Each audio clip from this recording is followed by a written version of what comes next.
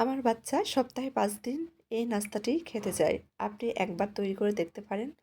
ছোট থেকে বড় সবাই অনেক পছন্দ করবে। আসসালামু আলাইকুম। কেমন আছেন আপনারা সবাই? আশা করছি সবাই অনেক বেশি ভালো আছেন। সবাইকে আবারও একবার আমন্ত্রণ করছি সাদামাটা রান্নাঘর অ্যান্ড ব্লগসের আরেকটি নতুন ভিডিও দেখার জন্য। আজকে আমি আপনাদের মাঝে আরেকটি ইউনিক রেসিপি শেয়ার করছি।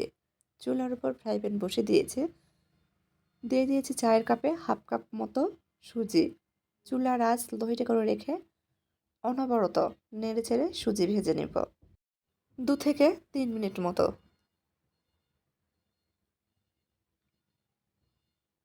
যখন মিষ্টি কিছু খেতে মন চাইবে ঝটপট এই রেসিপিটি তৈরি করে নিতে পারেন। কথা দিচ্ছি সবাই এতটা পছন্দ করবে আপনাকে আবারও তৈরি করতে বলবে। 3 মিনিট মতো ভেজে নিয়েছি। যে পরিমাণ সুজি দিয়েছি তার ডাবল পানি দিয়েছি, অর্থাৎ হাফ কাপ সুজির জন্য 1 কাপ পানি ব্যবহার করেছি। চুলার আঁচ এই অবস্থাতে লোহিটে করে রেখেই অনবরত নেড়েচেড়ে ডো তৈরি করে নেব।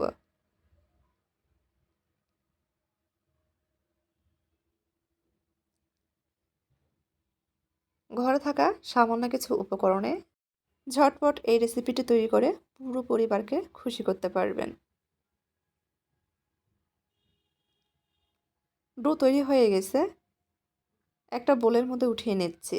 এদিকে ফ্রাই প্যানে আমি আগেই হাফ কাপ মতো গুড় দিয়েছিলাম। ভিডিওটা স্কিপ হয়ে গেছে, সেজন্য গুড়গুলো উঠে আবারও ফ্রাই প্যানে দিয়ে দিয়েছি। দিয়ে দিচ্ছি 1 কাপ মতো নারিকেল, 2টা এলাচ।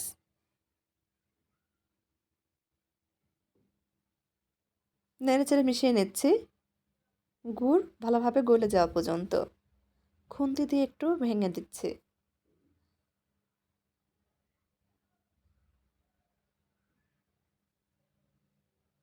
চুলার আঁচ কমিয়ে রেখে নারকেলটা কিছুক্ষণ রান্না করে নেব।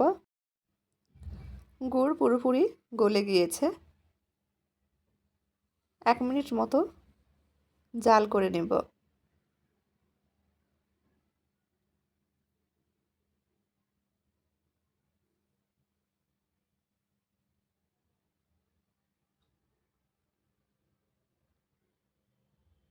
এক মিনিট জাল করে নিয়েছি।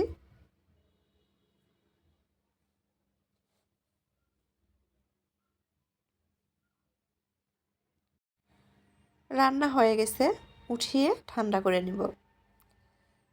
এদিকে সুজির ডো ঠান্ডা করে নিয়েছি, এখনও কুসুম গরম আছে। এখন খুব ভালোভাবে মথে নিয়েছি। এখানে আমি হাফ কাপ মতো আটা নিয়েছি। আটা অল্প অল্প করে দিব আর খুব ভালোভাবে মথে নেব।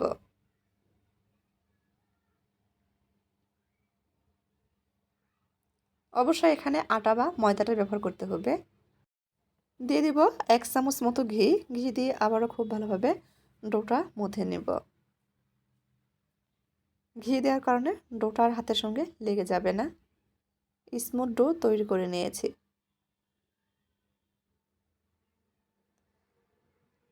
এদিকে নারিকেলের পুর খুব ভালোভাবে ঠান্ডা হয়ে গেছে। অল্প একটু পুর হাতে নিয়েছি। প্রথমে গোল করে নিচ্ছে, তারপর একটু লম্বা শেপ দিয়ে নিচ্ছে।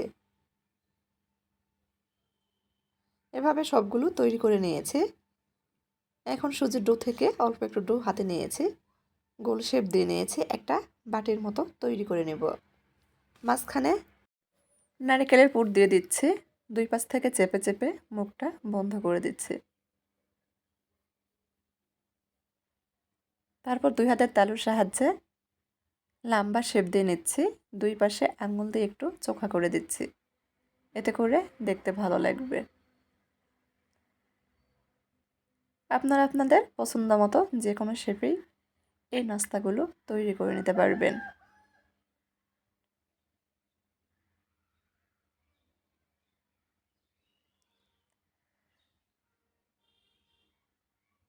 একইভাবে সবগুলো তৈরি করে নেব।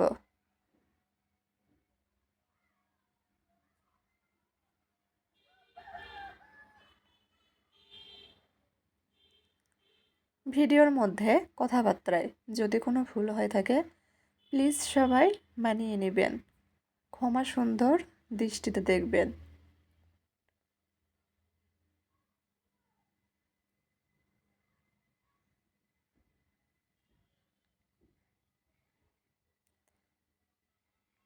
একইভাবে সবগুলো তৈরি করে নিয়েছি। এখন এগুলো ভেজে নেওয়ার পালা। চুলার উপর আগে থেকেই তেল গরম বসিয়ে দিয়েছে। তৈরি করে রাখা নাস্তা বা মিষ্টিগুলো দিয়ে দিচ্ছি। চুলার আঁচ মিডিয়ামে কমিয়ে রেখে একটু সময় নিয়ে মুচমুচে করে ভেজে নিব।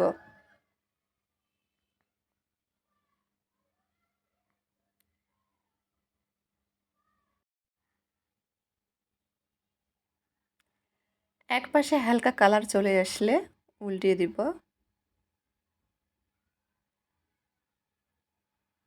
এভাবে উল্টিয়ে পাল্টিয়ে সুন্দর কালার করে মুচমুচে করে ভেজে নেব।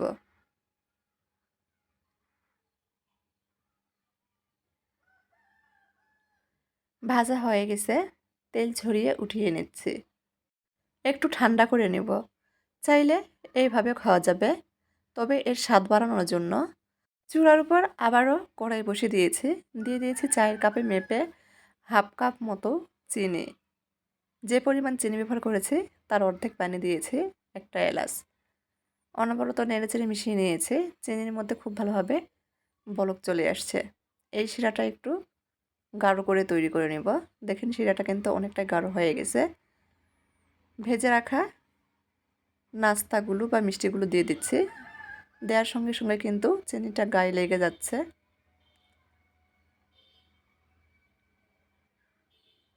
চিনিটা যখন আঠালো হবে, গাঢ় হবে, ঠিক তখনই কিন্তু এই নাস্তাগুলো দিতে হবে। এখন অনবরত নেড়েচেড়ে মিশিয়ে নিয়েছি। একটু ঠান্ডা হলে পরিবেশন করে নেব। চুলাটা বন্ধ করে দিয়েছি। কিছুক্ষণ পর উঠিয়ে নিচ্ছি।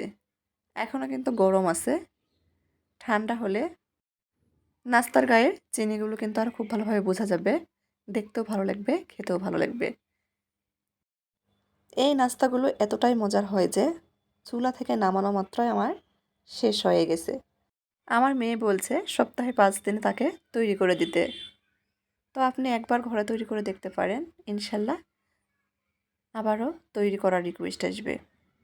গরম থাকা অবস্থায় আপনাদের মাঝে শেয়ার করছি। ঠান্ডা হয়ে গেলে অনেক মুচমুচে হয়। অফ ক্যামেরাতে ভেঙে নিয়েছি।